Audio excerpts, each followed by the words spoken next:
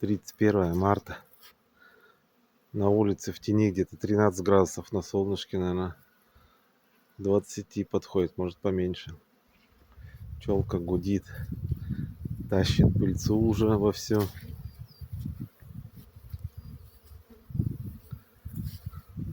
В этом году март прям последние дни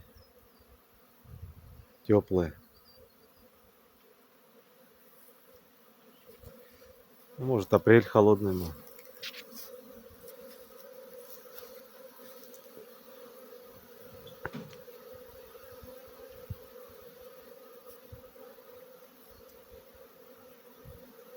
Красота.